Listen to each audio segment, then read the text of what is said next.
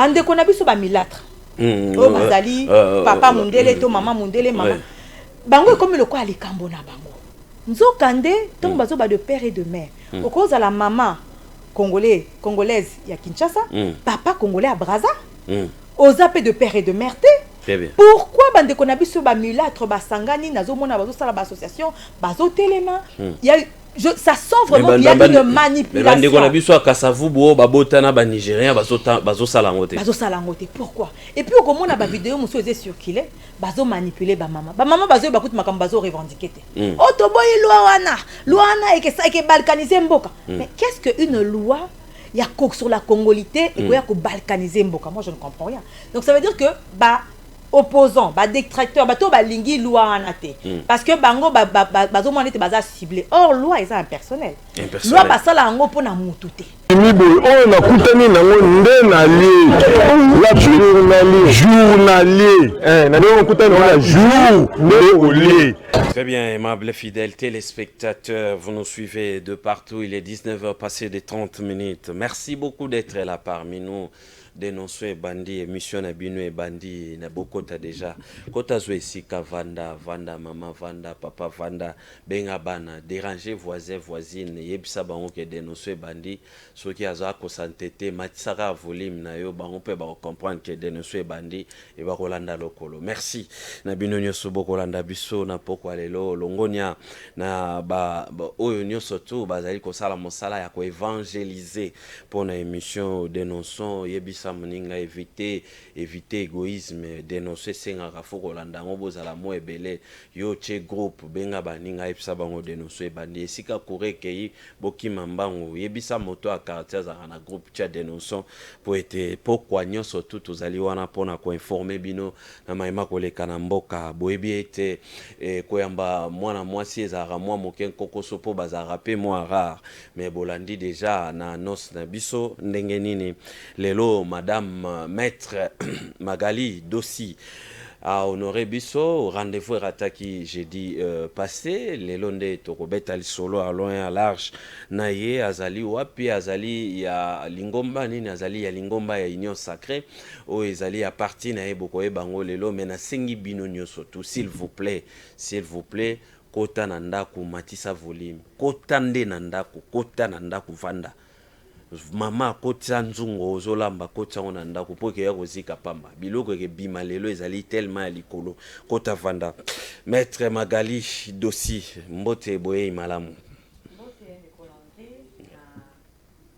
mbote de colandrie na pesio merci na ndenge obandi ko inviter ngai lisusu lelo mbala sima erataki pona mbula na pesipe balandi na biso bakolanda biso mbote.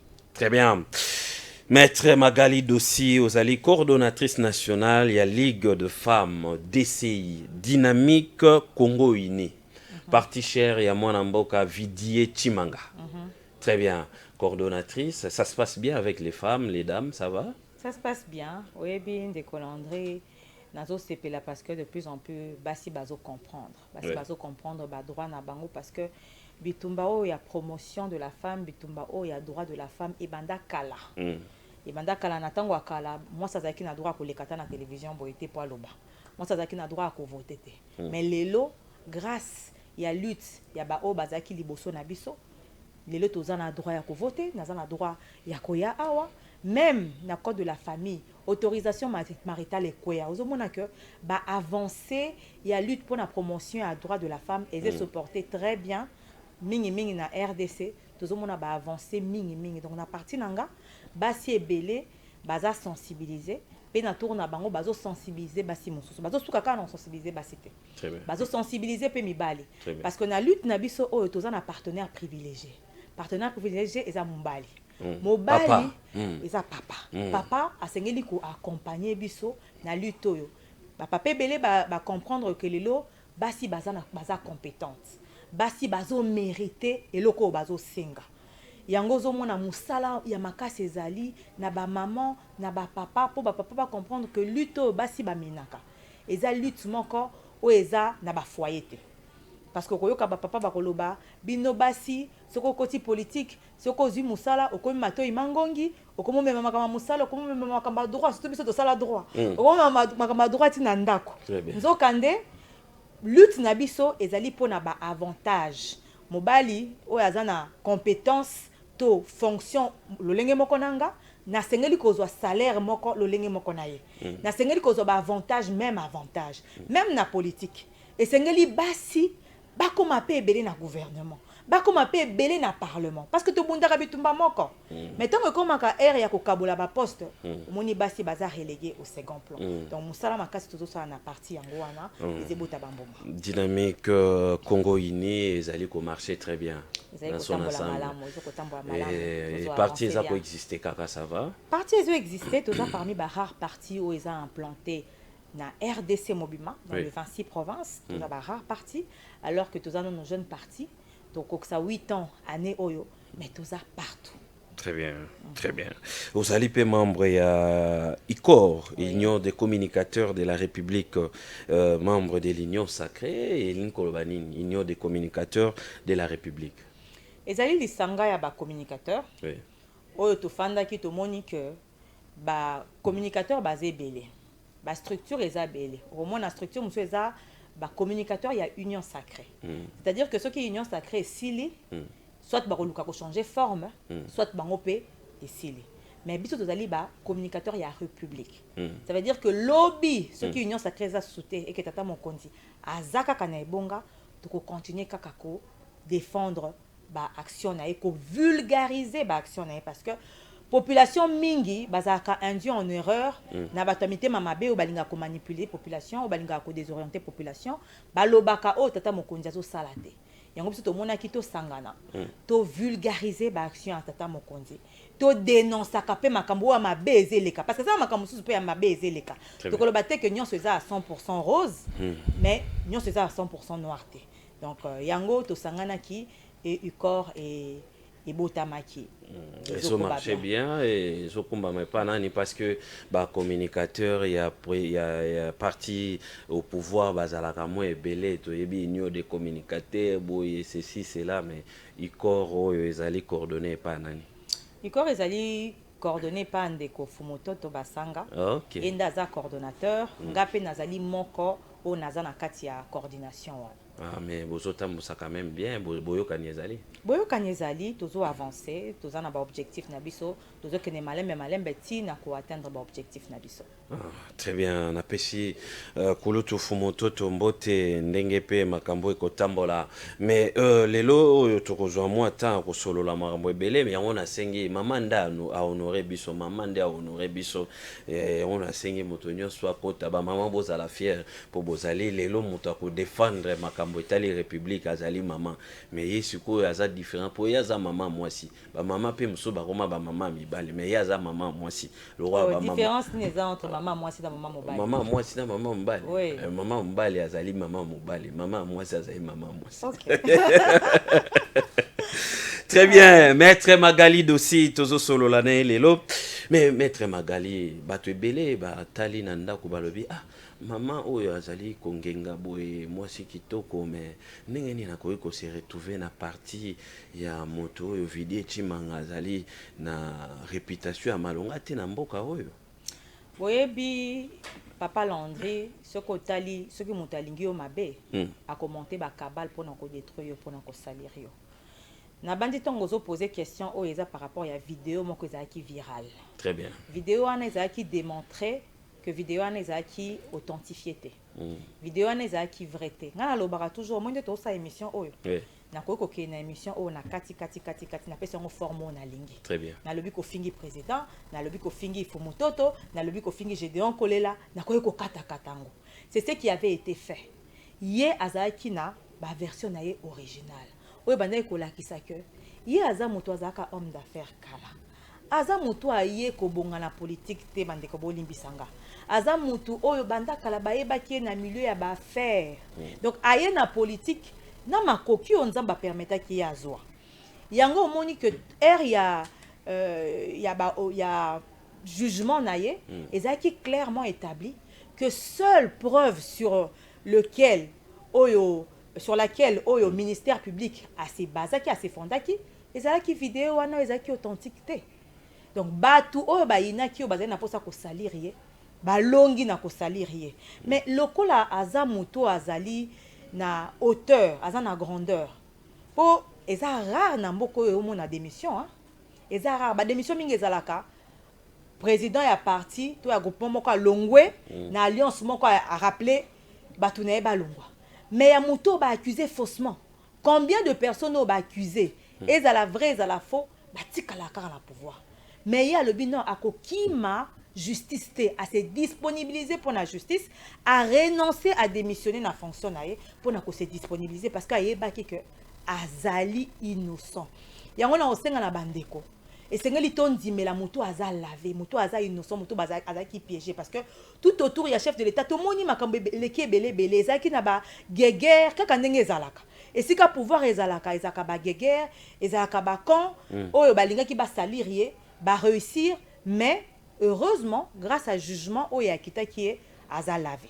Très bien, merci beaucoup, merci maître Magaline, éclaircissement.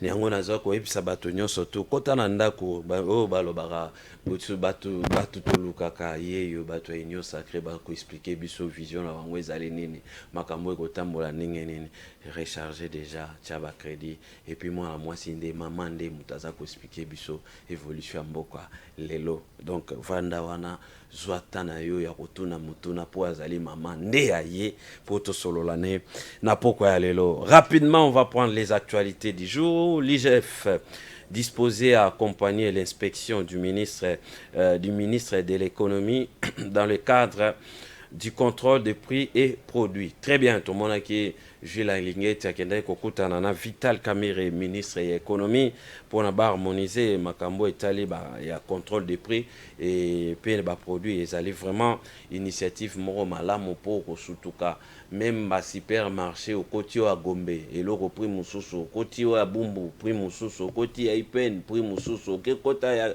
ya maman Mobutu prix mususu mais ezaka supermarché moko ezapekaka na commune ezapekaka na Kinshasa mais biloko nini ezosala bongo toyebaka te. Il faut toutefois kolandela ngo très bien. Peter Kazadi promet une lutte acharnée contre les Kuluna, les policiers qui se méconduisent. Très bien, le bureau na endeza na balabala maloba toyoki ma papa mokambi mais sikoyo passé na acte tokotala pe bureau na ndengeza na balabala po bongisa makambo ebele défi eza tellement makasi yango pe tokobeta lelo gouvernement sama lukonde de quelles sont les priorités ezali nini. Les militants de Kabound empêchés par la police de tenir une marche pour exiger la libération de leur leader à Kinshasa. Fayulu Mozitu, le dédoublement de la Moka acté pour être Manamboka et nouvelle et la balobi sur le 11 sali passation te bango barolongola moi mboka Fayulu après ngana koyamba bango susu ka awa po boyebi ke makambo wana ibandaki mingi awa. Goma, les gaz Mazuko continuent de faire des victimes, au moins 5 morts en 2 mois, mais toujours pas d'action de la part des autorités. Très bien. Bon, mais comment mke kolandela ngo exploitation nango ba population bazokufa makasi kuna na Goma pona makambo etali gaz wana bolandela ngo vraiment makasi ba kambina biso lelo tokobeta lisolo na mama maître Magali Dossi azali coordonnatrice nationale ya Ligue de femmes ya DCI et puis azali membre DCI azali dynamique Congo Uni ya président national nango ezali Vidier Chimanga, ancien conseiller et chef de l'État, et puis azali membre ya Union de communicateurs de la République wapi ezokamba mana fumu toto yepe azali na coordination. Mwana mboka mama Magali lelo tozo solola na yo ozali ko représenter ba mama. Est-ce que les lots vous allez fiers non ya ko appartenir na lingomba babengi Union Sacrée?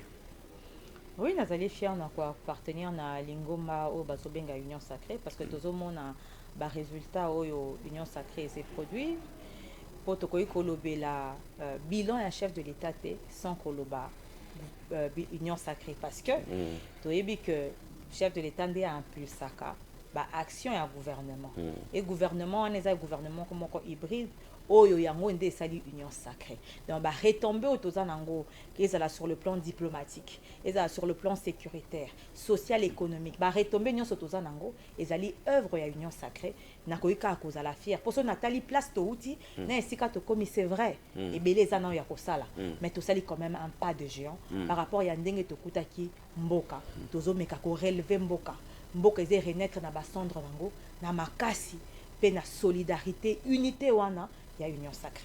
Très bien, yango allez fier pour appartenir. Oui, je suis fier. Na kozala fier tendenge nini.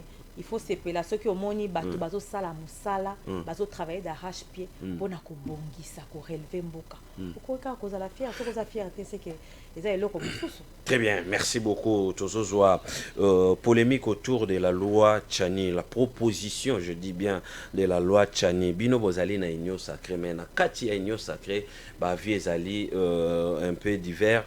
Koto yo bandeko ya AFDC nandeko baati AFDCA na bandeko na bandeko baati lukwebo balobi déjà que bango bazali pour te bino président na yo allait à son temps il est passé à la sortie médiatique moko sur la dite proposition alobaki yé penza ko diffuser et quelle est aujourd'hui votre position par rapport à cette loi, cette proposition de loi dite la loi Tchani portée par l'honorable Ntingi Pouloulou? Non, Kolobambo Kanabiso Kombo na République démocratique du Congo. Nazobeta c'était wana parce que na kati toza na démocratique. Donc toza na démocratie. Tozo prôner démocratie. Démocratie elingi koloba que il faut botika batuba échanger autour il y a ba idée autour il y a ba proposition de loi na ba choc il y a ba idée wana nde lumière ekojaillir. C'est normal que na kati ya union sacrée ba mususu bazali peut-être na position mususu ba mususu na position mususu yango ndezo la saboter ya démocratie. Les gens sont libres ya koloba ba position na bango sans avoir peur ya ba répercussions. Ndeko baati ngana landi ete nazo apprendre ngo awa donc na ebité ce qui est information moko fondée ou non. Oui, c'est ce qui y est amoni que loi wana ezo ya ko diviser sûrement que azana ba raison na ye oyo esali ke amona ke loi wana ezo ya ko diviser mais nga nazo mona musika esika loi wana ezo ya ko diviser te biso to yebi contexte nini pays na biso ezali toza na contexte moko oyo pays na biso eza convoité. Nous vivons la guerre à l'est. Nous vivons attaque to comité na niveau même ya ko vivre terroriste basala kawana. To ko attentat terroriste to comité na niveau wana. Pour vous montrer à quel point que certains postes ya mboka o esengeli ko za la verrouiller. Certains postes ya souveraineté esengeli ko za verrouiller parce que to mona ki na mboka o tongo to denasaka brassage, mixage. Pourquoi? Parce que tu as le but que et quand ici ba infiltré. Et quand ici ba to bazo ka ba information, bazo pesa Rwanda, et c'est ça là que Rwanda a na position moko ya force. Est-ce que tu sengeli ko continuer kaka kotika ba poste wana ya souveraineté et ça la ouvert na ba nyonso. Et pourtant to za na modèle moko eza flagrant, ezali ya banque centrale. Kuna na article 40 oyo ya ya mokanda oyo ezo organiser fonctionnement ya banque centrale et c'est pour poser condition que banque centrale esengeli kozala diriger na moto aza des pères et de mères congolais. Ozomona donc sikoyo ko proposer que na ba poste ya souveraineté ngana kolinga ka te basuka na présidence na lingi to kende na musika. Très bien. Parce que ceux qui te verrouiller ba fonction mususu te ba poste mususu te même ceux qui bo verrouiller présidence et kozala comme un coup de pied dans l'eau. Parce que ba infiltrer ba kozala wana ba ko affaiblir président. Donc esengeli na biso ngana ko senga na ba député ezali il faut vraiment ko tambola sur les œufs ko travailler de manière consciencieuse et responsable. Mais eloko nazo lingo décrier. Très bien. Bande ko na biso ba milâtre. O bazali papa mundele to maman mundele mama. Bango comme le quoi likambo na bango. Nzokande donc bazo ba de père et de mère. Au cause à la maman congolaise ya Kinshasa, papa congolais à Brazza, aux appels de père et de mère. Très bien. Pourquoi bande konabiso ba mulâtre ba sangani nazo mona bazo sala ba association bazo telema il y a ça sent vraiment qu'il y a une manipulation.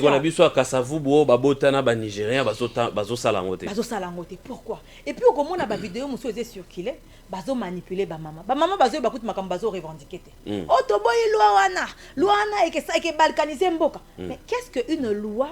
Il y a quoi sur la congolité et quoi balkaniser mboka? Moi je ne comprends rien. Donc ça veut dire que ba opposants, ba détracteurs, ba to ba lingi loi wana te. Parce que bango bazo monete baza ciblé. Or loi est impersonnel. Loi ba sala ngo pona mutu te. Parce que loi wana nga nazo beta c'était nga président nga za mulâtre. Donc ça veut dire que loi wana Ezetie Mopandi. Ce qui a la ambition présidentielle dans 10 ans, peut-être que le président Fachako Zoye Poulanae Dauphin Naito évité. Donc loi wana Ekotia Mopandi. Mais il faut regarder l'intérêt supérieur de la nation. Pour l'intérêt supérieur de la nation, et Sengeli to verrouiller ba poste wana ya souverain. Et moi namboka nyonso, o ya lingi Congo, o ya bi réalité à Congo, et Sengeli za nasima loi wana. Ah bon? Mais d'aucuns pensent que Bozo Salayango, surtout que Boebi, force, les lots, vous allez, na bilan représenter vraiment, na fait un mandat, na bilan, n'ingétigali au moins 7-8 mois. Bozana bilan malonga te représenter Botali, Bo chairman Moïse Katumbi un peu fort. Côté Moussousou, Bobimisa déjà, parti Moussousou Babimisa déjà, Ndeko Fayolo Azali, Père Nazali Sénégalais, Bozotala, Nengeni Boko éliminer bateau Baza fort pour être nzélétique à la moi libre pour Nabino. L'école André est le coutant. Parce que pouvoir a fandité, au lac Kanissa. La réalité au peuple est travail, est traversé, abandaka ko kanisa, n'engeni na ko éliminer Fayulu, n'engeni na ko éliminer Katumbi. Alors dans ce cas-là, on va créer des lois propres à chaque concurrent. Non, c'est sans opposant le corps, mais ça n'a pas manipulation, n'a pas désorientation. Le corps appelle balaki c'est clairement que bango intérêt supérieur yamboka et ça partage na bangote. Pour essayer na mutu. Oh, il y a que le contexte où mboka na biso traversé. Infiltration. Est-ce que lobby mutumo ko ya Rwanda ndeko Paul Kagame akoyi ko kotisa mwa Rwandais moko boité et puis a commis na pouvoir? A commis pe mokonzi mboka et puis a autorisé balkanisation? Parce que si on dit mi loi ane le cas. OK, mais est-ce que ndeko oyo otangi ba kombo a bango baza sur ya koleka? Baza sur ya koleka te.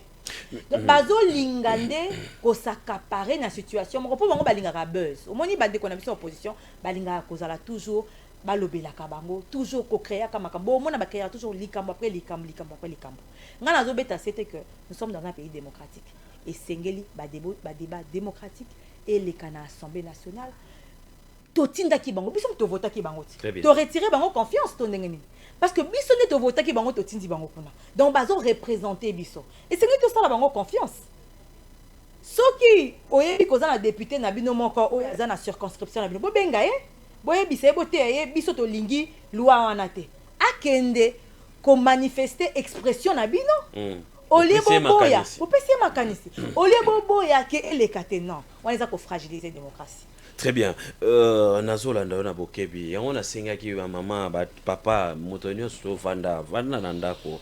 Vanda nanu matsa na volume pour mama Magali nenga zo bimisa nga pezo tinda nga susu na bimisa. Mais bazo yebisa biso que l'histoire nous apprend actuellement bino bozali parmi bateaux bazali ko favoriser infiltration bino pouvoir en place au mixage plutôt talandenge barmé o izali kokota voire même composition gouvernement nazo ko la kisao en illustration toujours la image moko ya ba généraux akufi na Rwanda akufi na Bitumba na o izali koleka na este mais à notre plus grande surprise moni ministre ya mboka oyo akei ko assister na bembe ya généraux wana ministre mboka oyo bazolo bazali ministre ya ITP bino nde mutu bouti pe économie bonomake bino pe mutu bozongisi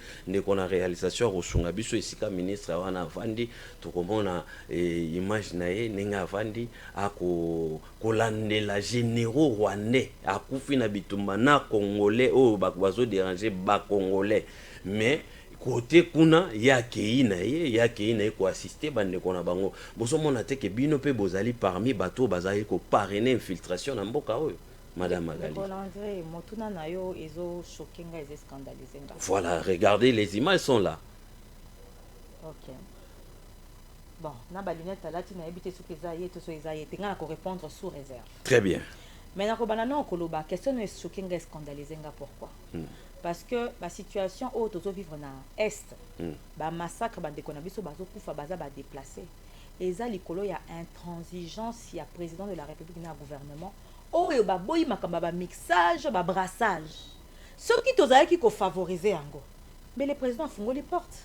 Bokota boya bo permettre nga kimiezala na na bilan moko largement positif. Mais président na biso aza patriote. Alobi ya ko permettre que un périmètre qui n'est pas banguna parce que guerre oyo injuste o tozo vivre tozo ka ba voix à l'international les se lever ou les condamner. Nous n'avons pas en face de nous que le Rwanda. Na simba ya Rwanda eza na ba puissance ebele. Donc eza na musala moko diplomatique ya makasi eze salama ou eze bota ba retomber. Donc pour na kolakisa que président de la République en aucun jour atikala ko zala partisan ya mixage ya brassage pour le plus pour le baso za partisan à balkanisation. Non, il le dit azo suka ka na kolobango te même ba acte na ye ezola kisa ka telemi na position na ye parlement peut et accompagner na kobo ya makamba ba mixage ya ba brassage. Oh lobby ya ndeko ya ITP. Tokobo ça c'est vrai par rapport à contexte au tozo vivre na Rwanda et kozala choquant bakoloba que yo zali ministre ndenge nini okoyeko kenda koyeko zandeko parce que boyebi que bazali ba Rwanda bazali ba nyamulenge d'origine rwandaise. Ça veut dire que bazana ba famille kuna baza peut-être na ba ninga kuna. Mais par rapport à contexte tozo vivre surtout zaki na biso en bon terme en bon voisinage et koyeko mema ba spéculation ezo mema lelote siko ba spéculation ezo mema eze kende nako s'attaquer les sous na communauté où il a appartenir. Au lobby que pourquoi to côté ici bango na gouvernement. Mais biso tongo to ya ki to yokokuta bakota, to yokokuta mikanda. Nous on peut pas aller contre mikanda wana contre bako o pesa ka kota na peuple wana. Boko kité parce que sinon te boko légitimer ba prétention oyo ba mususu ba lobaka. Po ba M23 bazolo banini. Ba tutsi lenge baza discriminé. Donc ce qui est kozala prudent pour nako pesa bango ba arme te. Ba le batala boye nous on avait des accords gouvernement après gouvernement on se retrouvait ndenge ni boye bo bafoué ba accord wana. Et c'est que kenango malembe. Likamunyo c'est ça kana processus. Ezati ko komi lelo obandi ko panza non soko bandi ko panza ko bana ko violer kaka mibeko finalement kozala mo konza ndenge nini kaka ya ko violer kaka mibeko. Donc nazo condamner ce qui est à solo, ce qui est authentifié par rapport à la position naïe. Oyo azo représenter gouvernement. Donc bazo mona kuna bazo mona bino bozo bunda, bozo yo kanate, mais yo kekuna en tant qu'officiel, eza likambo ezo tout kapenza mitema. Ya ba congolais na ba congolais surtout bande ko na biso oyo bazo vivre ba afre ya guerre wana na cher na bango, eza likambo moko esengeli vraiment ko se répéter. Très bien, très bien. Yango wana pe bakoloba chef de l'état ya mbaka ba M23 loger bango mususu balobi asombelaki bango nini makambo ebele tout ça mais lelo pe to moni susu ministre ya ITP Razali uti kozala reconduit wapi Alexis Gisaro mais ye wana to moni na matanga ya généraux moko ezali ba image moko eza vraiment authentique soit ba service ya sécurité ba meka kolandela yango makasi po ete ministre en fonction na makambo ezali koleka na mboka akoki kokende ko participer akoki kotinda ba envoyer mais ye moko akoki ko participer te donc service ya mboka bolandela dossier na niveau moko ya kosakana te po ete ezali souveraineté ya mboka ezali makambo ekoleka na mboka il faut vraiment kolandela yango makasi tozali kokoba na mwana mboka Magali Dossi azali coordonnatrice nationale ya Ligue de femmes ya ngomba ya DCI et puis azali membre ya union de communicateurs de la République. Mwana mboka lelo population o bakolanda biso bazo trouver compte na loi ya Tchani na nini bazo trouver compte na loi achani na sécurité na beti c'était na bimboka na biso na bandi congolais nyonso ata mwana autobotama na maternité ayebi que Congo eza convoité que toza na ba voisins o batala biso na miso ya zuwa na miso ya envie deti ba zuwa parti na biso koma ya bango esengeli tongo toyebi makambo wana nyonso eza loi na bandi tozozwango na loyengete parce que na bandi que même pe na Assemblée nationale wana ba mususu pe baza des pères et des mères. Très bien. Mais oyo baza ba patriote o baza na sens s'élever à patriotisme. Très bien. On met le pays devant. Dotier ba intérêt na biso sima parce que pays déjà patrimoine commun na biso yango des sangisa biso to sengeli ko sauvegarder mboka na biso yango esengeli na bandeko na biso opposition batika ko diviser mboka toza déjà na ère moko tozo traverser ba moment moko difficile à cause ya makambo ese comme la bandeko na biso na est-ce que vraiment ça tango ya ko kanisa ba intérêt personnel ya bato au lieu qu'on puisse venir proposer des solutions pour na makambo ese le kapo na bandeko na biso oyo ba lelo ba komi ba réfugié lelo ba bungisi mibali ba bungisi bana ba bungisi ba bana biso ezaka ka intérêt na biso personnel parce que nga papa na nga za s'occuper zambien maman na nga za congolaise na ko se retrouver te le quoi nga na za na ba ambition il faut na bundisa loi wana non nazo beta CTA esengeli congolais toza na sens élevé à patriotisme ce qui to tiki mboka na biso muto akotela biso azati monguna okoma na muto amboka tokozala réduit na esclavagisme congolais aza prêt ya kozala réduit na esclavagisme que lobby ba voisin na biso ba dongolo miswana bazu gouvernement bazu présidence biso to comme ba l'armée na bango est-ce que tout ça prêt ya makambo wana il faut toujours que penser na ba situation extrême est-ce que ceux qui te tiki boy modèle mboka ezekende tala ba infiltré parce que ko bosana te to zape na ba traître o ba utiliser ba ndeko na biso ba congolais.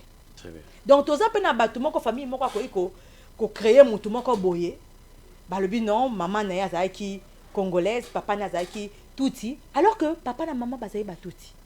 Donc esengeli que ceux qui loin leki esengeli pe ba service basa la mosala ya makasi parce que to yebi mboka ndenge zalaka bato ba ko trouver ndenge ni ya ko contourner.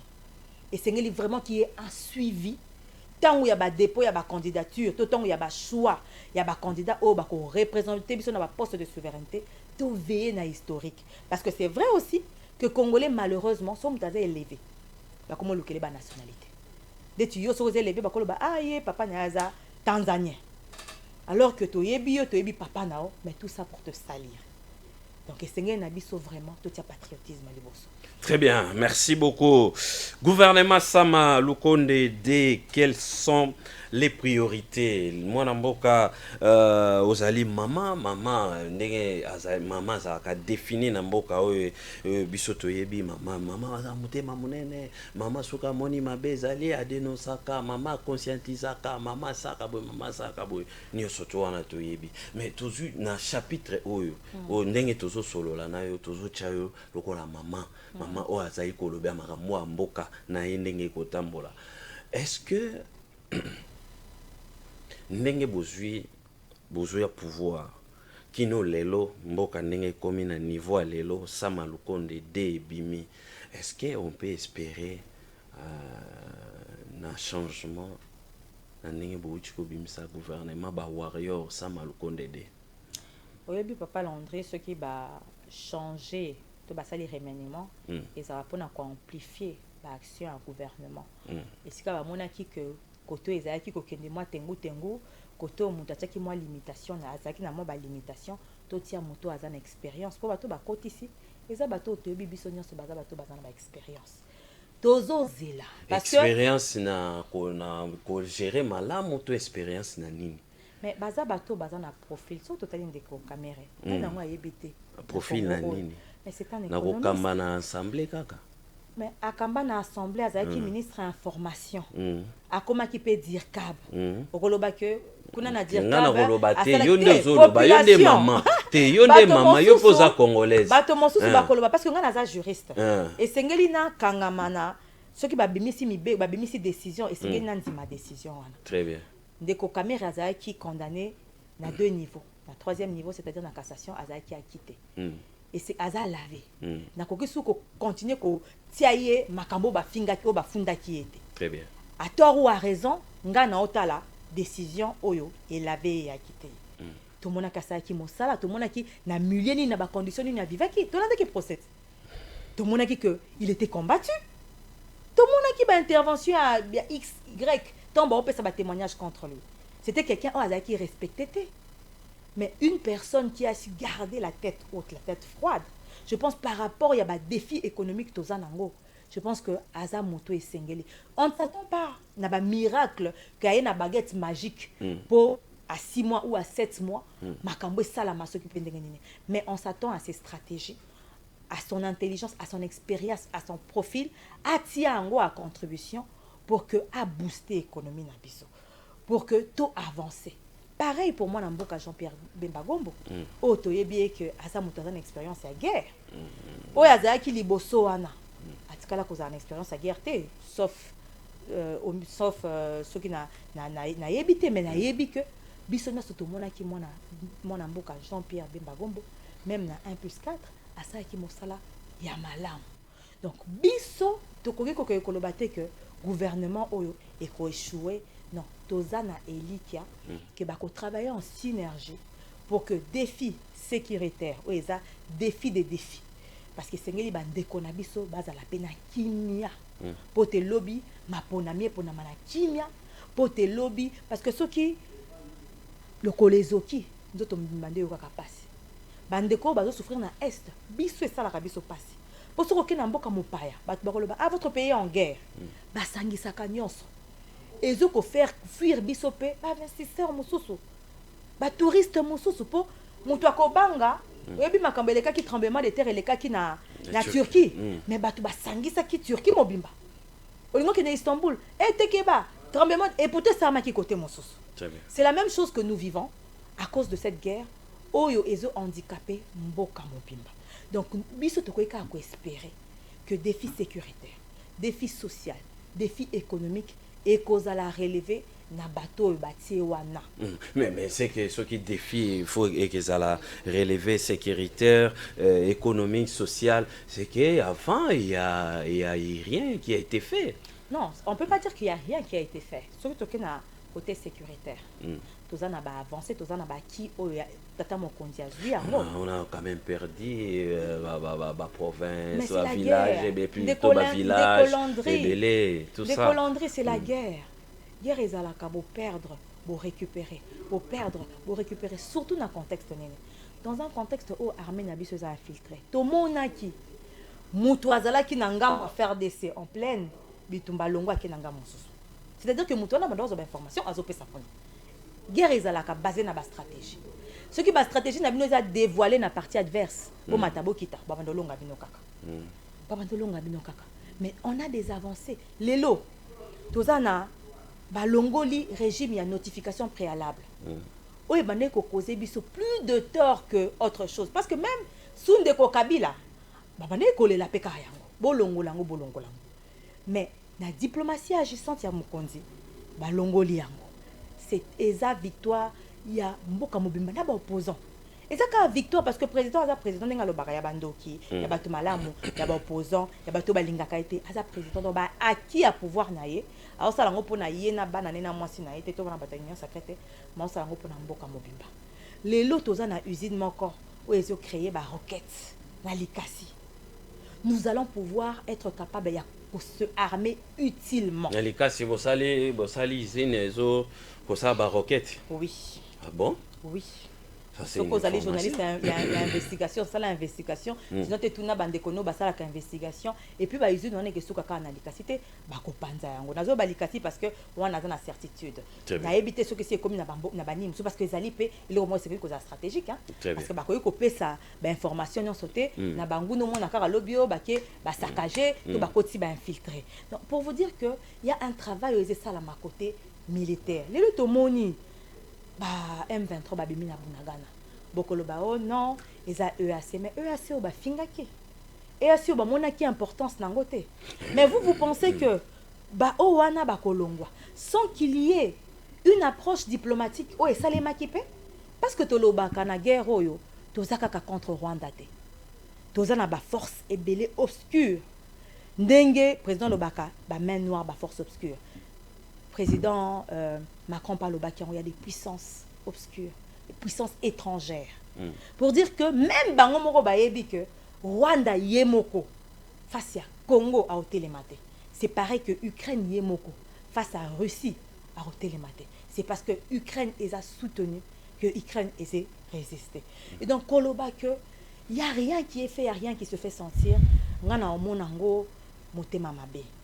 Chikana ba motema mabe parce que Moussa les salema, ba phare de Senabiso bazo bunda, ba territoire monsieur zaki récupéré par ba phare de Senabiso. Mais na matière à sécurité maître Magali aussi toujours mona comment beaucoup ko récupérer toujours récupérer Bunagana pour ezali mboka na biso to récupérer Bunagana mais na ba condition Wilingoma abimi alobi FARDC bacha makolo até bacha makolo até to moni complicité armée ougandaise wa permettre ki ba M23 par rapport ezali bakota armée ougandaise nde bakoti ba récupérer Bunagana mais balobi ba FARDC bacha makolo te administration ezate mais à quoi boto sepela na réussite wana. Maintenant, on a beta secteur à tout et on a EAC.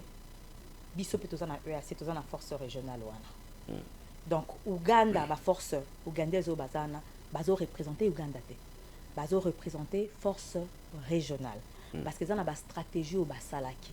C'est que nous voulions éviter parce que toloba ngo kaka biso za peuplement ko belliquité. To peuplement ko violenté. Makila etani et belé. Tata mokonzi ba ko linga ba moyen pacifique. Tozu yango. C'est un processus. Bakei. Deuxième étape. Bakoloba na biso te parce que ce qui balobi na biso peut-être que et que tient en mal ba accord wana. Mais c'est que nous savons et c'est ce que le porte-parole du gouvernement a dit et a martelé. Donc on dit ma ba mixage, ba brassage te. Yango ne to boy. Peut-être ce que ça na bani n'est pas parce qu'il y a une structure où ils a créé pour nako réinsérer bango na vie professionnelle na sociale non pas na ba administration non pas na ba na armée non pas na gouvernement non parce que tout ça li bongo to ouvrir brèche lobby M50 et c'est créé mais lobby ce qui est le connu n'est que c'est créé mais to en position de faiblesse donc quand les choses se passent comme ça et c'est ngeli to zela administration et qui redémarrer du jour au lendemain parce que il faudra un temps pour que batunyo so ba o bakende musika bazonga ba réfugiés parce que le kotozo linga pe ba réfugiés bakenda ki na bamboka bipai yo bazana ba situation moko dramatique bazonga et puis vie et comment ko reprendre ville comment ko répondre vie nango malembe et puis après FARDC ikokota wana eza makambo ya ba stratégie militaire on ne peut pas venir tout dévoiler même ngape na ebité parce que bakoyi kopesa mutu nyonso te wana eza makambo eza na liboke e bombami pour que ba dongolo miso ba eba d'ailleurs déjà na geste wana ba congolais faut bazala fier na bino union sacré. Oui bien sûr parce que président alobaki que Bunagana ekozonga pande qu'on avait sa opposition bon le ba Bunagana ça fait combien d'années ça fait combien plutôt de mois et tout ça mais il y avait un processus au moins si oza papa toza maman il faut ça monter maman nene oko kende mbala moko violenté basali bo ngape na répliquer or toyebi que toza na bangu ne belé même si bazo linga réplique wana pour ba légitimer ba demande na bango ba attente na bango toza na mototé déjà on a un travail qu'on est en train de faire pour na ko rallier ba allier mususu ba force mususu na sima ya Congo donc tokoyi ko bebi sanda ko tozo tongate en un seul jour kaka pona ko prouver ou parce que bande ko opposition ba yebi to une certaine partie de la population ba yebi makambo ndenge zo lekate to kende kaka non bokota bosala boye bokende ko attaquer moi j'ai entendu plusieurs fois bokende ko attaquer Rwanda mais yo ko tika ndako nezo zika poke tumanda kwa moto mususu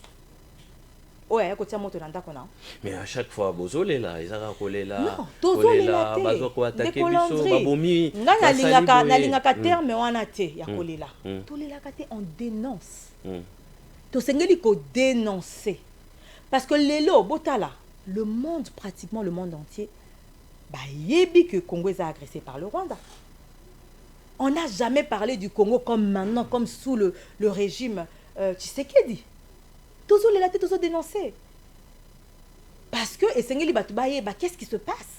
Mais donc, parce que vous êtes tellement égoïste, les lots, même enrôlement, il y a encore côté qu'on a moins problème, mais allez pour un enrôlement, te bélé, senga bino bovanda, bo solo là, partie prenante, surtout pépère d'aza exclu, la monka, zali kaka ko dénoncer, quoi, zo décider, na bande comme soso bazo composer la monka, bazo continuer ka ko dénoncer, que il faut bovanda, bo bongisa makambo pour na okene ma pona ndenge longo bani soit bovanda bo réfléchir ndenge nini ko silisa makambo ya est mais bino boza catégorique bozo kende kaka. Mais boyebi que bande ko na biso opposition musala na bango ko loka ba betsa biso mabako po ba lobake ba échouer ba lingaki glissement. Il y a eu de consultation. Pépère d'atindaki mutu na ye. Après pépère de mutu atindaki wana abaluki. Est-ce que tout ça n'attend à collander ba caprice à certains partis? Non, nous on doit avancer. Kakabino, oh bozo préparer glissement, oh bozo préparer tricherie. Finalement, doyebité.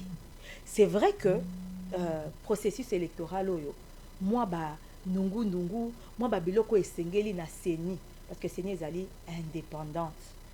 Esengeli na seni a éclairé opinion parce que bisope bata pouvoir netinga naza nga candidate. Nakolinga makambo ezala clair pour que bavo nanga bapesa moto mosusu te. Très bien. Nakolinga makambo ezala sembo tomoni élection moko crédible, transparente, apaisée, ba conditions nyonso eza réuni pour que moto azwa voix ya moto te mabe moko elekate. Donc esengeli na ndeko Denis Kadima bisika zali ayoka ba revendication oyo ezo uta bipai na bipai. C'est vrai que même le processus électoral eleka qui avant ezaki pe na moi ba kokoso. Mais il y a tout européen moi ba kokoso ango bato bazo dénoncer ango bipai na bipai et sengeli vraiment na ndeko Denis Kadima et longo na bato yo o ba technicien na staff na ye basala mosala elongo bani po ba rassurer population la matière wana mais lelo toujours tozana maman oza fier nenge bon na éviter yo za na ilingomba inyo sacré et puis comment peut-être au salaire no wenze beaucoup plus il y a supermarché différent par rapport à maman mususu mais est-ce que lelo allez fier sur le plan économique social nenge bo gérer 4 ans, 6 mois déjà. 4 ans, 5 mois. Vous êtes fiers, Nango? Nakoloba, naza fier parce que total abesika to utaki, total aba défi otokutani Nango. Mokonzi mboka elongo na gouvernement na eba sali musala malamu. Sur le plan économique, social, est-ce que tokutaki mabe bino bobongi sito bino bokutaki mabe bobomi lisusu. Papa Landé, tokutaki ba fonctionnaire na salaire ni. Tokutaki ba militaire na salaire.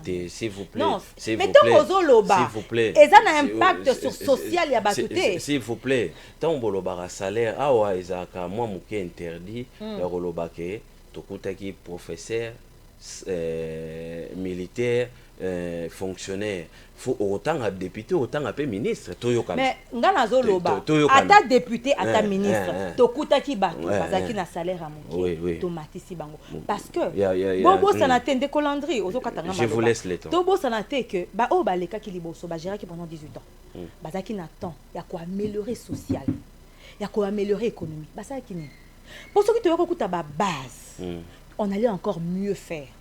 Tu as un pays n'a pas problème ebele. Ba trou na trésor, ba détournement, ba corruption, justice corrompue, instrumentalisée. Tu as un défi ebele. Ndé Colandre ko kotonga immeuble un jour mon côté. Fondation zo katon. Okobanda malembe parce que ça makamusu so yo okuta obongi spéciforme. Mais ça makamusu so faut boma obanda. Makamusu pesa en forme tozo meka ko bongi sango, ça te prend beaucoup d'argent, ça te prend beaucoup d'énergie, ça te prend du temps. Mokonzi mboka za na 4 ans. Ngana linga to ça la analyse moko comparative. Botala peut-être ndeko Kabila parce que quand on fait la comparaison, il faut qu'on compare toujours na montre. Quand on parle du bilan, on doit le baka non, bino pourquoi vous parlez de Kabila mais c'est comme ça. Tant ba comparer biso na Europe, na Amérique, na ba pays musu, c'est une comparaison non? Très bien. Mais biso to ça na contexte na biso ya Congo. Oyo président et okuta ba prédécesseur ba leka qui est. Ngana rolinga basala étude moro comparative. 4 ans ya Kabila.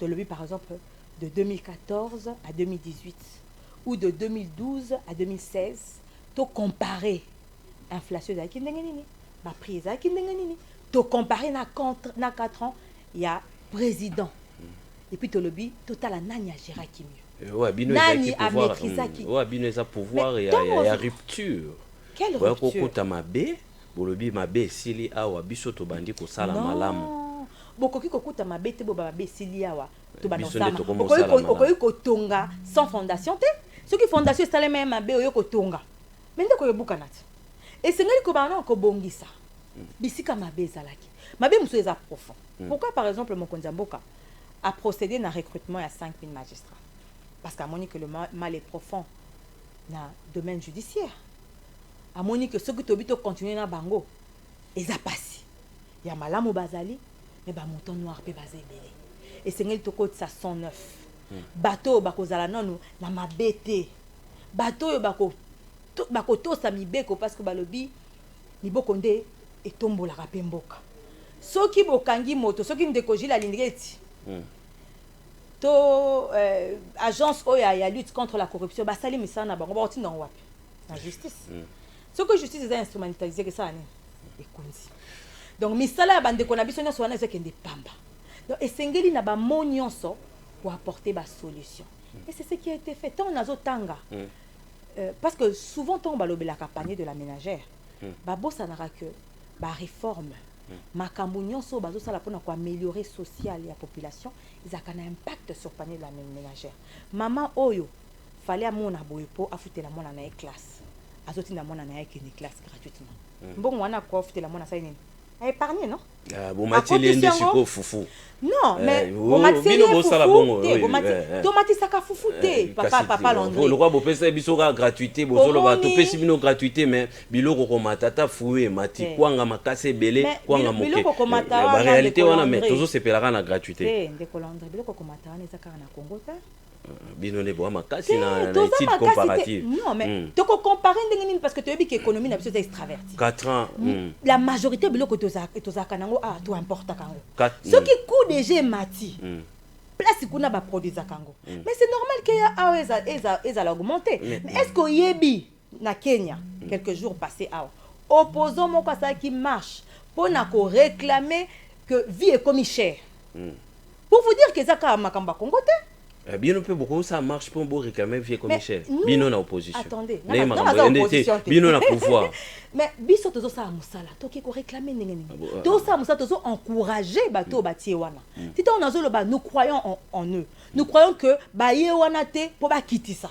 ba ye wana po ba relever ba défi bokolo ba peut-être que to exemple ke mena ton o eza un parti na bango ti era maponami ba pesa le meilleur de bango moko po ba impacter na ba portefeuille na ba mais maître Magali Dossi tozolanda yo makasi 4 mois après on n'a pas senti ba politique beau définir ba politique dans secteur agricole dans secteur à pêche dans secteur élevage dans secteur par exemple à commerce on n'a pas senti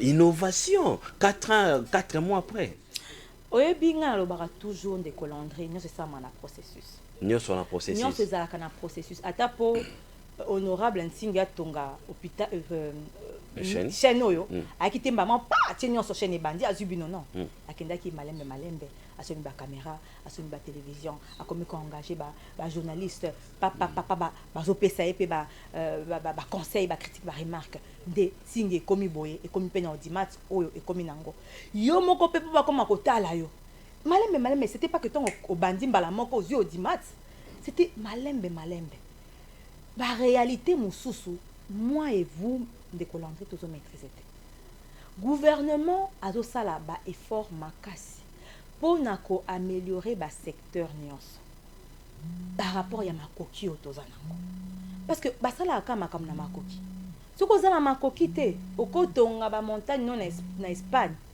na ba ndoto na ba rêve na yo mais pour na ko matérialiser yango mais yes est-ce que vous reconnaître que vous avez un problème au sérieux vous tinda biso na classe tozotanga gratuitement mais tozolia malamu te tokotanga ndenge nini toko maîtriser makam tokotanga tokozwa na classe ndenge nini est-ce que vous avez conscient na danger wana nga na zone timaroke na ndenge oyo zolobake parce que na lobby eloko moko c'est vrai tout n'est pas rose parce que ça œuvre humaine et ça kaka na ba imperfection na ndimi gratuité na boya ngote mais tant ozoloba ngana pesio ba exemple là na ebisio mapinga oyo militaire police à mati ça salaire enseignant oyo mati 300 000 ko quand lelo électrification toi électrification est panzana to ya régie de madame.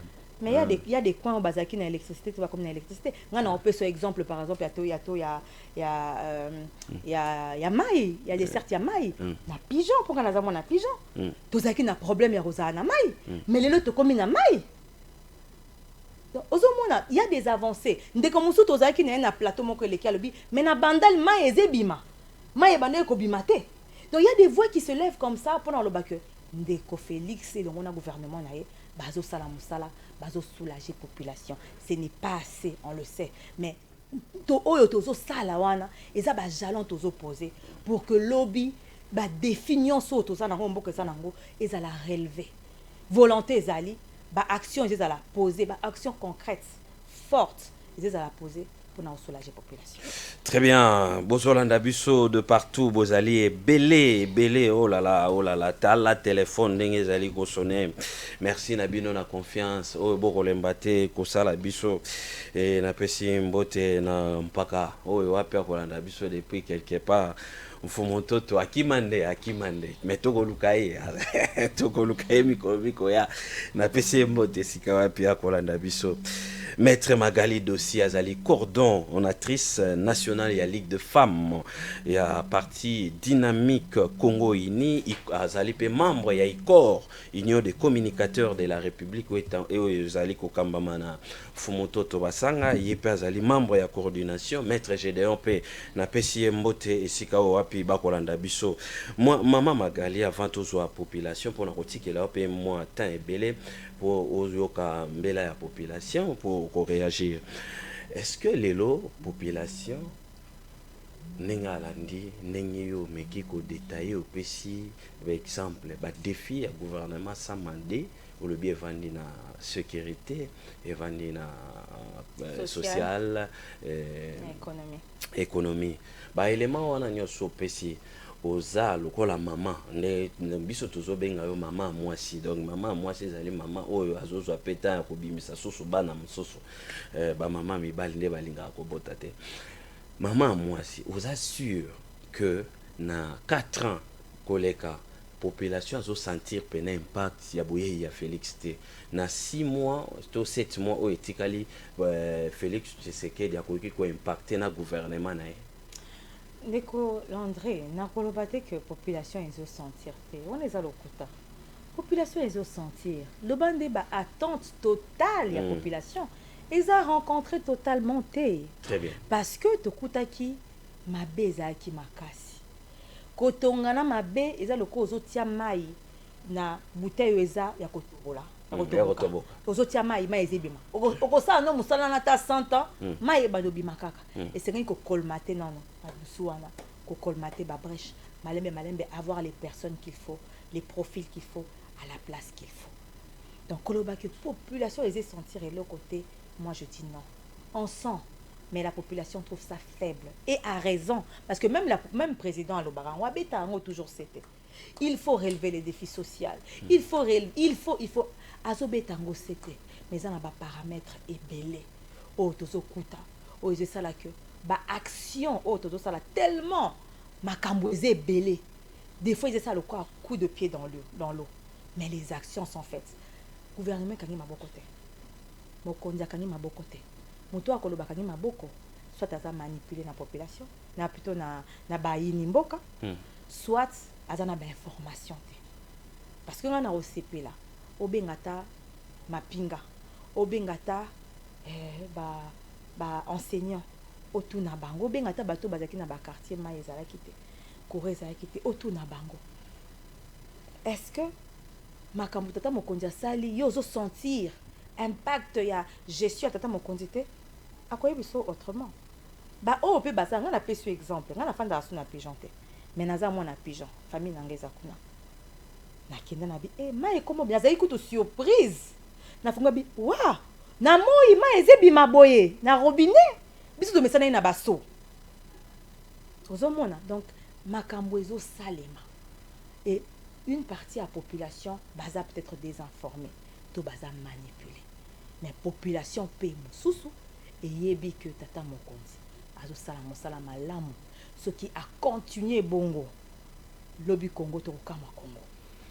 Ce qui a continué bongo lobi to kama Congo ezali maloba ya madame maître Magali Dossi ne zo renvoyer biso directement na transition pour tous ba réaction à population to beteli solo il y a les défis à gouvernement Samadé à PC priorités zali sociale économie et puis sécurité ba avancer ezali mokonzi mboka alalité à travailler pour na ko satisfaire population pour na ye azali pour loi proposition et loi Tiani loi portée par l'honorable Nsingi Poulou le cerveau pichu apesi ba élément na esengeli to kende musika to réfléchir ba problème auto za na ona mboka ezo senga to sala nini to verrouiller présidence to verrouiller ba poste mususu pe régalien ezali chef d'état-major général ba poste mususu wana to verrouiller ngo po ete to bundisa ba moyini oyo ba yini oyo bazala poste na toutefois la tendance ya ko kwisa to ko affaiblir mboka na biso lisolo image to la kisi ya ministre en exercice Gisaro na matanga moko na Rwanda ya condamné yango bi si est vrai akoki ko se présenter kuna te bino population bokotu na maître Magali nini na poko alelo 089 73 88 067 Jocelyne Alangi en image et puis on se retrouve tous déjà réaction ya population allié na bimi na journée na allié la plupart ba Congo. Très bien, merci de retour sur ces plateaux. Allô, bonsoir. Oui, Papa Moine Baudouin, toko yoka mutuna na yo. Papa, émotion est donc salinga pasi na semaine wana. Tozali kosolana papa moko alataki simita pembe. Otoza ko débattre makambo ya kanyama. Bali tozonga kanyama.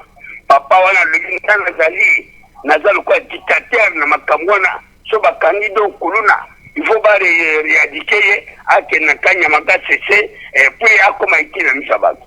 Sana recherche papa na masina. Bakuluna bakati gaso moko libumu ya michopo libanda. Michopo libanda. Na ibite gouvernement oyo o mama msore.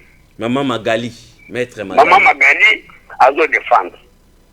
Mundele asalaki mobeko moko obomi na munduku mabomu na munduki. Muyibi ba okate maboko poke akorate koyiba lisusu. Mais modèle ba donc gouvernement ya Félix azo mema biso. Vraiment. Et puis papa sala donc banquette oyeba na masina ke garçona bakati dra libumi chopo bazo simba na maboko. Très bien. Les ana peut-être ndio so akufi. Bon maman Magali na modèle bo ntango samboka. Et loko ndiwa lubo mulongo ya malamu c'est vrai. Merci beaucoup. Je peux en répondre na likangwana. Vous défendre que na mabe o kuluna totinye na kanya maga c'est a comme utile famille wana de l'État laisser no mwana. Pona moteur emoko. Eloko na emoko, mbongo na emoko, téléphone na emoko. Maman Magali. Bino gouvernement ya bino modèle otamusali. Bino mo madame c'est vrai. Répondre na bablo wa modèle la boy. Merci beaucoup, c'est très gentil. Naïb Sarabino, to yambi maman. Maman zo mériter respect comme d'habitude. Mais ceux qui peuvent bengi yeba pe ke baninga mususu bazali tuna question maman ko répondre étape on des ya question ya conseil té ya question pour maman zo attend ko répondre. Allô, bonsoir. Allô. Et na sengi bino bo diminuer sko ba volume na bosana ki diminuer volume pour comme na ngonga ko benga o diminuer volume na yo s'éloigner moi muke pour to yoka na malamu. Allô, bonsoir. Allô, bonjour. Oui, ndeko. Bonsoir, maman. Topesio mbote tozoka mutuna ngai Johnny fondongo na bengi na commune na Mbinza Ipene. Très bien, ndeko Johnny tozoka mutuna Mama eza pasi. Kotala bino bozaba mama. Il faut bobunda pona mboka oyo. na pasi au Congolais aza komona jusqu'à maintenant bozo défendre kaka mabe vraiment na yo za mama oyebi nzambe oyo nyonso osala na mokili oyo efutama kaka na sia soki bozo défendaka mabe yebaka eke bino mpe ekoatrape bino. Papa Johnny, Papa Johnny, s'il vous plaît. Oyoki maman, tout na yende siko question par rapport au nyo soit yebi alobi na réalité oyo yebi to posséder kaba. Yango na nina loba. Très bien. Peut-être ceux qui n'a débordé ou eskizenga pour eza nature na ngai te. Merci, c'est très gentil. Ngai eloko moka na koloba. Bosunga président de la République. Place où ils ont tambola bien te. Oui, c'est que place où ils ont tambola bien te pour abongisa. Pour asa Congolais de mère et de père. Tolingi, peut tolinga kaye.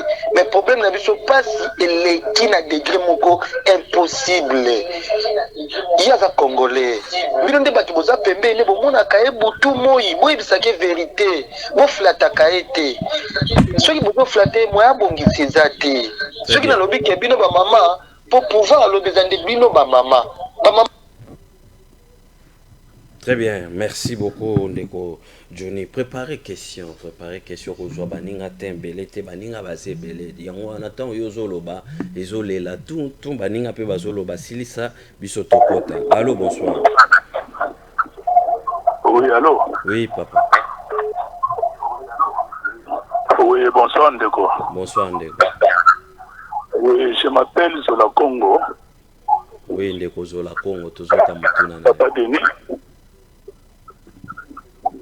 Oui, na bengi à partir ya camp des officiers Bumba. Très bien. Na lobi boy. Oui. Papa meka ko sunga ngai. Po banda na Kinshasa ça fait 2 ans. Chaîne na yo na yeba yango penza te. Na banda otala ba chaîne mususu. Alors, nous avons l'expertise. Nous sommes capables de retirer sa pouna oyo et fandeli, oyo fandi na Kinshasa oyo. Na leki na des missions, na ba staff télévision koden koloba. Nous sommes capables de retirer sa pouna. Na fandi na Sierra Leone, na fandi na Liberia, na fandi na Nigeria, musala na sali contre ba phénomène pouna. Mais comment na Kinshasa? Très bien. Tobengana après émission comme ça, tout s'est fixé. Ce moyen d'Ali, Yebisa honorable Ntingi, na kosiri sa kuluna dans 2 mois puis batango na changer on a misala. Donc na ba boulot mbala moko. Merci beaucoup, c'est très gentil. Tobengana na suka émission, tout s'est fixé, tout rejoint temps, séance à travail. Allô, bonsoir.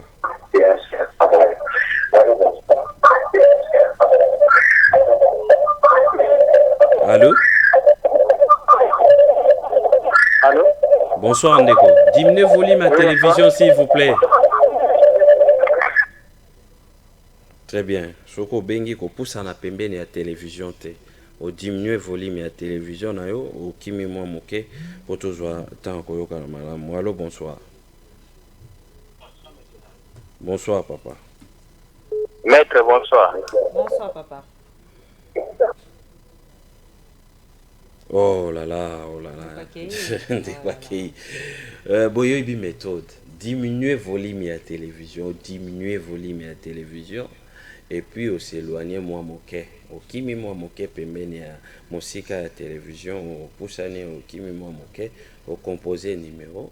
Tokoyoka na malamu maître azali wana pona kozwa ba préoccupation na biso nyonso tout tozali na posa ko intervenir en direct comme d'habitude na poko lelo 089 73 88 067. Allô, bonsoir. Landry. Oui, papa. Maître, bonsoir. Bonsoir papa. Na lundi na école d'émission na moi retard muke na lundi intervention à maître. En tout cas na sepeli intervention à maître. Côté na yoki azo ko expliquer likambo ya ya loi ya proposition ya loi ya Tchani oyo eza ne belé o bazo lela bazo lobaka bazo regrettaka est-ce que ngo eza proposition batili moté est-ce que bazo ezo so bango wana est-ce que bamiyebi bamiyebi bazo lela ka nini pour mutu nyonso zo lela na uti kolanda avant-hier na chaîne moko boye kaka bato ya bengi ba milagre wana moko azo regretter azo lela oso ki Félix Tshisekedi loi wana leki akoperdre Katanga est-ce que bakatange bango basa banani ya sa milagre est-ce que azo lela pourquoi azo baso ki Félix Tshisekedi loi wana leki akoperdre Katanga est-ce que Katanga ni pas pays mususu par rapport à ni siko net ministre question na ina tuna ministre andi maître ministre au projet qui kotala généraux wana kufi na Rwanda wana bazo sanction nini bazo pesa puisque biso na bango tu na relation ya bienté ya komi kuna na Rwanda ndenge nini ko kende ko consoler famille wana au généraux wana kufi. Très bien, merci beaucoup. Merci, c'est très gentil. Allô, bonsoir. Allô, bonsoir, Koulos. Mon mboka kalikala la na pesi ombote. Laissez moi makasi na poko lelo na pesi pe maman bonsoir. Bonsoir Ndeko. Ah, Ndeko akiyi Ndeko kali zonga yana habitué na pesi bana nyonso tu yangale mambote obakolanda biso na poko lelo moi tozali na maître Magali Dossi bomesana na elongio bokomona ye akoya ba débat akoya maman mwasi nde akoya. Allô, bonsoir. Oui, bonsoir Ndewolani. Oui, Ndeko na pesi ombote. Bonsoir maman Magali. Bonsoir Ndeko. Nalandaka yo mwa mingi na Canal King. Oh, merci. Nakotala boye selon ba analyse ndenge osalaka.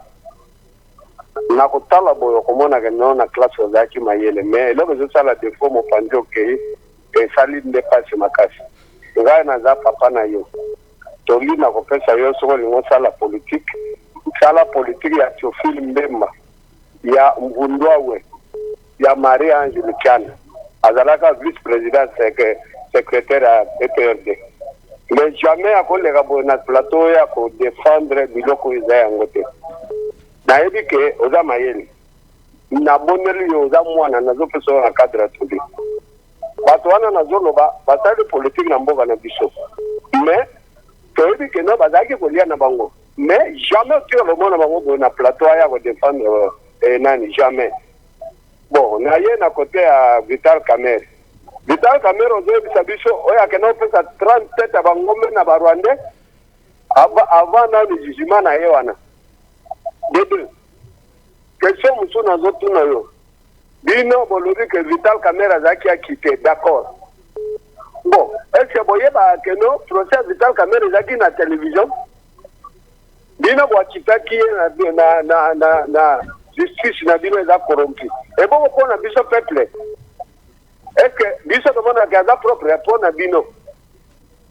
Maman, ezo sala pasi vraiment. Todo souffrir so bato bazolo ba bon, yeza maman. Maman, na pesi yo toli.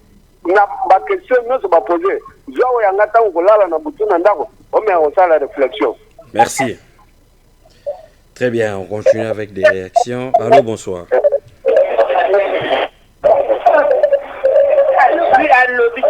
Allô. Allô. Bonsoir maman. Diminuez le volume à la télévision s'il vous plaît. Oui, aux en direct, tous au maman. Na bengi na commune Nchangwa. Très bien. Na lobi boy. Na lingine bisaka ka madame wana zali. Ndenga lobi mai ekomi ebele na ba pompe partout. Biso awa na Changwa wa batu bazanga compter bati biso forfaitaire. Tozo futa 25 000 ekomi 33 000. Babakisi 8300 mobimba. Siko tina mai ngoni ngana osepela nango. Na osepela nango te mama.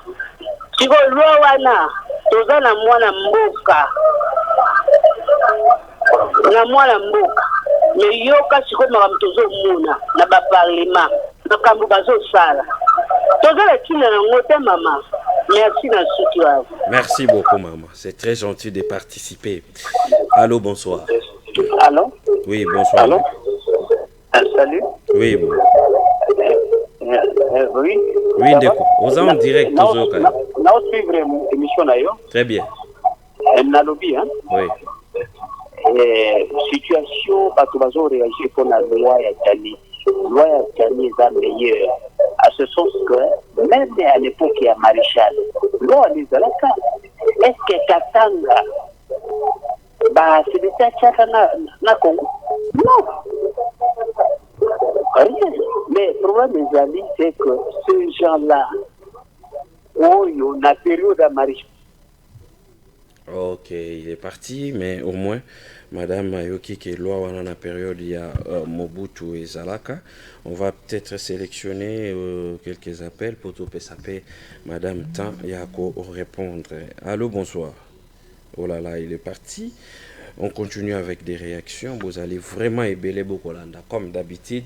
Merci, merci Nabino, merci beaucoup, merci vraiment. Allô, bonsoir. Bonsoir. Dès qu'on appelle si on monte. Nalinga tona madame ya lobima kama justice na Congo ça marche na éviter ba fait fabriquer oyo caméra zalaki a quitté eza wapi et longono ya ministère de santé l'air COVID-19 azalaki inquiété na chef aza wapi Oliba Konga obakangaki même na Brazzaville na mbongo aza wapi meilleure justice oyo azolobela biso na Très bien, merci. Allô, bonsoir. Allô? Très bien, mais autant une question, mais il faut l'endre, monsieur Bialoba, qui est un coco suisse en justice, il y a un recruté qui 5000 magistrats. Il faut l'endre, monsieur Bien, à vous répondre par au PC éclaircissement. Allô, bonsoir. Allô, bonsoir. Na Lumba, on a intervenir na Rolubaboy. Et comme on s'en a pas, si nous avons communicateur, nous avons évité ce que les oppositions. Comme on a honorable signe qui est angolais. Est-ce que angolais ou le Congo est honorable signe le Congo? On dit que vous signe de biso musika to que vous monsieur Soubalom tout qui avant déposer candidature na eu pour le banam no Congo.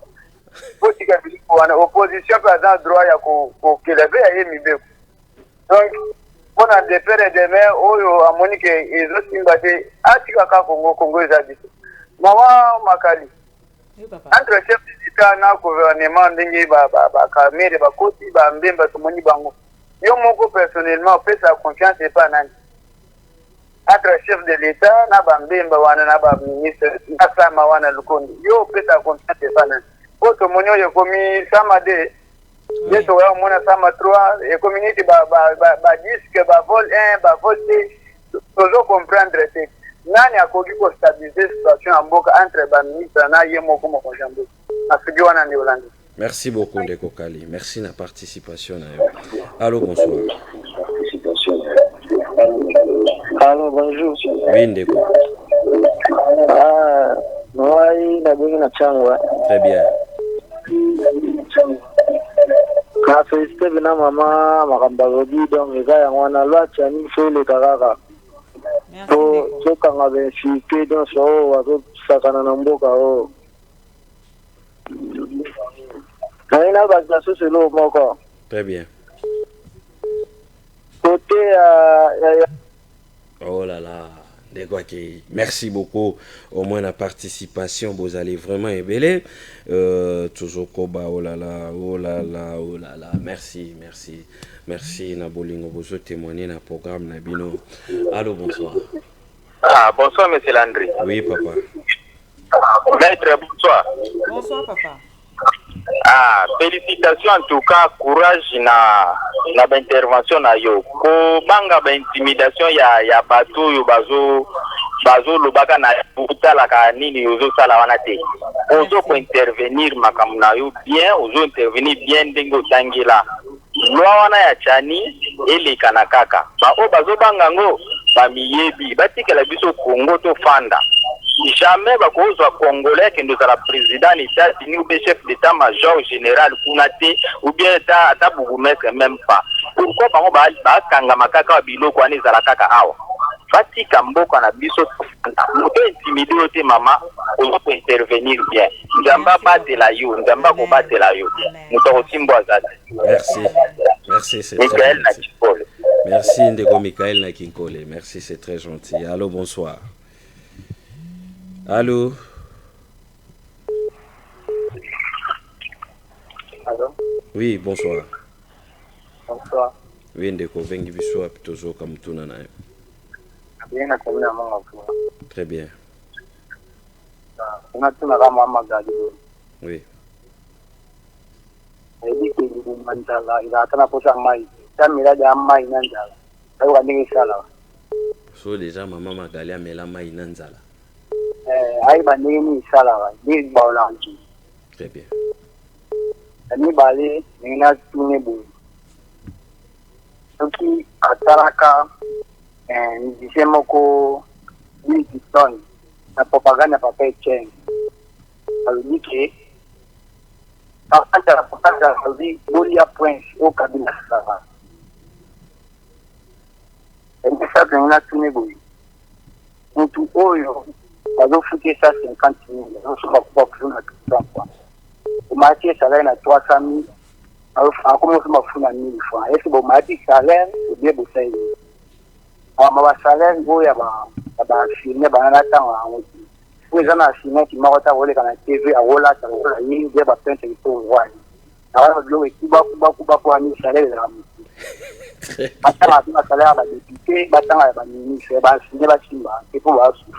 Merci beaucoup, c'est très gentil. Merci. Merci, oh là là. Maman. Allô, bonsoir. Bonsoir, Papa André. Nalina, tu maman, Magali, le moi, Mouké. Nazo tunake, bamonyo badembeli, loi Yachani. Mamadou Ndala azalaki colonie oyo akufi mpona mboka oyo Congo. Mamadou Ndala azalaki colonie. Mama a plan na réponse.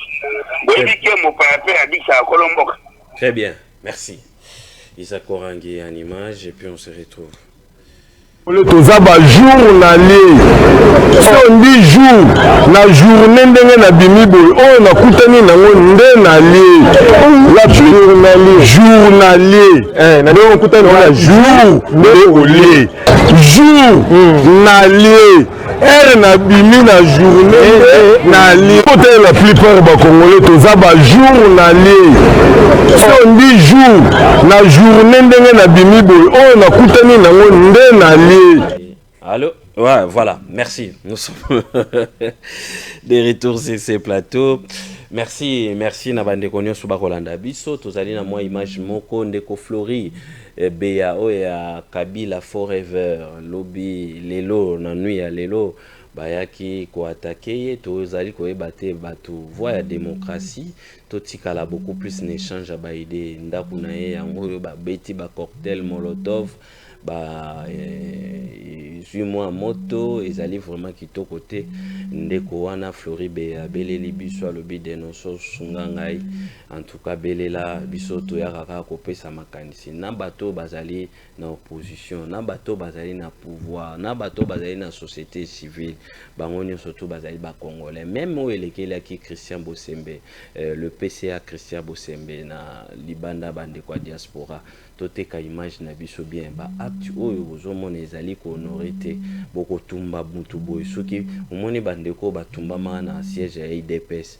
bakenda ba famille na bango ba perda bandeko to longola eloko wana beauté ya démocratie ezali échange ba idée madame Magalia ye apesi makanisi na ye mukolo mosusu akoya débat oyo apesi ye oyo alobi koto ezotambola te abi to sali mwa moke ndenge kaka kopesa makanisi nde batongaka mboka bongo ndenge pe moko président de la République lelo akozala te lobi kuna mutu mosusu akoya akosala susu mai ya lemba yimbo te akosala susu nzela ya elengesa te akosala makambo susu mboka batongaka yango na échange ba idée yango wana na félicitaka bino soki na fongoli tolongoli téléphone ezalaka beaucoup plus tolongoli émotion tolongoli appartenance politique totuni mituna oyo botuni akomi akorépondre puis mosusu amemi ntango basanganaka na lisanga na bango bacommunicateur basalaka diagnostic tala boye basali mpe bakomi bakoki kokotisela mpe gouvernement to bakambi mosusu ndenge moko mpe na ndenge toyambaka bato baye opposition mais koluka koesandie ndako ya moto balolenge oyo tozomona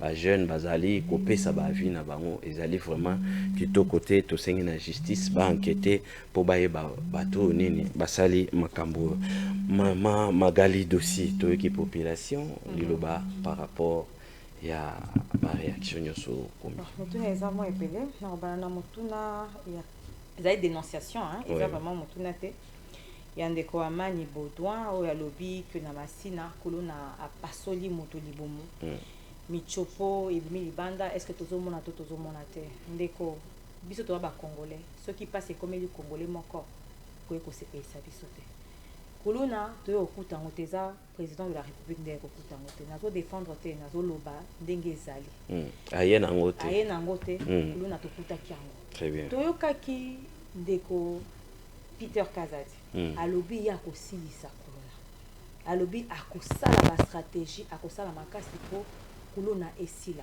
même le ministre intérieur provincial aza déjà na terrain il travaille Gracien Sakala ye pa alobi akosilisa kolona akosilisa baembouteillage eza bato bazali na volonté ya kosilisa kolona parce que nga moko nazalaka agressé par kolona te mais nga nazalaka agressé en plein boulevard par bashege nazoka kutoa babotolange localité pour balingi kobotola ngai ba rétroviseur pour dire que insécurité ezali mais ba stratégie précédemment pour na ko combattre ko éradiquer phénomène wana kolona mais sengeli pe na bato bafandaka na ba quartier tout dénonçaka pour toyebi pa na bango bafandaka okomona jour mosu nazaki na commissariat provincial na landaki dossier moko okomona bakangi kolona mama na ye azolela ba libérer abi mwana nanga zaka kuluna te mais omoni asia na ba machette asia botolaki mwasi moko perruque ba menasaki ye heureusement que ba policier bazaki na bayeki ko intervenir mais soki tozo bomba mabe wana kezongela biso moko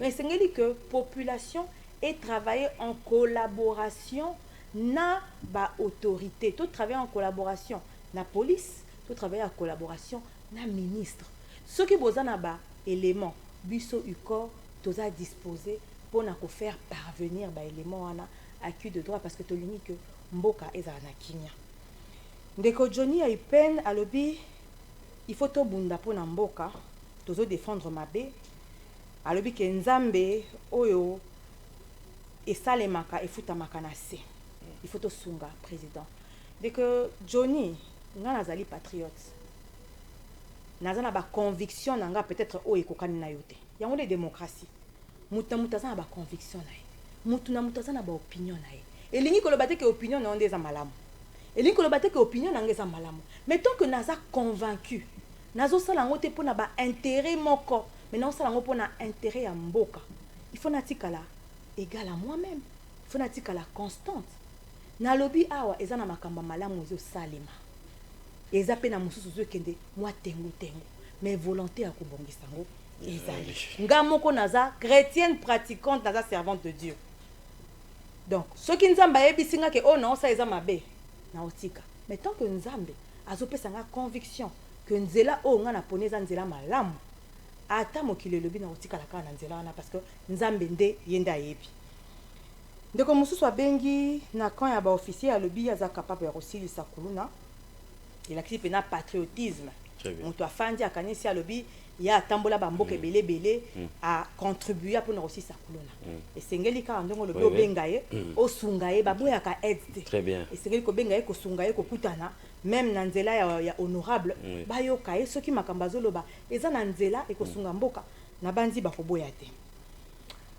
ndeko mususu alobi makamba ba milâtre o balobeki ba kokata katanga soki lo aneleki bozo mona déjà que eza na bato oyo bazo sala bato ba menace mais katanga eza partie intégrante ya RDC pourquoi ça ka toujours ba katangé tokokata est-ce que ba milâtre bazaka na katanga ba milâtre baza partout na Congo central na Kisanga pourquoi oyo bango ya bamboka na musu bazo temate pourquoi kaka ya katanga ozomona ke baza manipuler ozomona ke za na mutu moko aza na sima azopusa bango ndeko mosusu alobi tozala na politique ya ko défendre biloko oyo toza nango alobi sous makambo ya procès ezalaki na télévision est-ce que VK aza propre na bandeli susu eza likambo ya conviction moto aza na conviction na yango toza na ba opposant toza na bato ya majorité toza na société civile parce que mutu na mutu azalaka na conviction na ye biso oyo tozosala parce que tomoni ba action palpable concrète oyo mokonzi ya mboka azosala ndeko mosusu alobi na ntango mai ekomi ebele partout me babakisi prix ya mai ndeko nalobi te alobi nga nalobi ke mai ekomi ebele partout nalobi te ke mai ekomi ebele partout te a reconnaître bango bakomi pe na mai bakomi na mai me babakisi mais nga nazobeta sete na eloko tozangaki lobi lelo tokomi nango eza avancé c'est vrai prix emati c'est vrai que et peut-être handicapé biso d'une manière ou d'une autre mais déjà tozwi mai oyo tozalaki nango te oyo tobandaki koke kotoka tobanga kofuta parce que toyebi ndenge elekaka bamosusu basala baforage na bango batekaka mai mosusu mpo kende pas voisin akoteka mais bambongo wana obandaki kofuta omoni ke soulage mpo ozofuta sutu te bainsécurité bato mosusu babango bima na butu mpo bakeke kotoka mai azobima su na butu te donc il faut to encourager malamu oyo ezosalema mosusu alobi loi wana yekutaki na sens ya encourager loi wana parce que na tanga mobutu il y avait aussi cette loi là mais il y a jamais eu de soulèvement il y a jamais eu de protestation yango pourquoi les lois de protestation ezali soulèvement ezali question mark mosusu alobi o alobi ke nga na lobi justice eze marché na bandeli susu ndenge olobaki na ndenge na lobaki na lobi ke justice eze marché te na pesi ko exemple ya ndeko alingeti ya agence à lutte contre la corruption ceux qui basali mosala na bango bake nango na justice lokwa aza instrumentalisé justice lokwa aza na bamoto noir atiango pembeni donc mosala nyonso bandeko wana basali eke na mai yango mokonzi ya mboka moni il faut introduire son neuf à procéder na recrutement ya 5000 magistrats question mosusu awa ndeko alobi entre chef de l'état na ba oyo bakoti na gouvernement tangi ndeko VK Bemba Sama na kopesa nani confiance na kopesa moto aponi bango confiance très bien po ezali nde souhait na ye ezali nde conviction na ye na ndenge bayebani na ndenge asoli na bango na ndenge atali ba paramètres nyonso na réalité omboko eze traversé alobi esengeli bato donc ngai nazopesa ndeko chef de l'état confiance pena gouvernement parce que gouvernement bango bazo sala kaka oyo mokonzi ya mboka akoloba na bango selon programme ya mokonzi ya mboka parce que ministère nyonso eza na job description nango eza na ba objectif nango o esengeli ko atteindre ndeko Michael na kinko les merci na ndengo lobi ke nzamba batelanga na bi amen ba intimidation eza ngaraté mais toyebi ke nzambe azo batela parce que toya kobuka lokuta te tolobaka makanisi na biso oyo tomonaka na oyo tovivaka ndeko mosusu alobi est-ce que déjà na mela mai na nzala alobi mutu oyo azalaki na 150 000 francs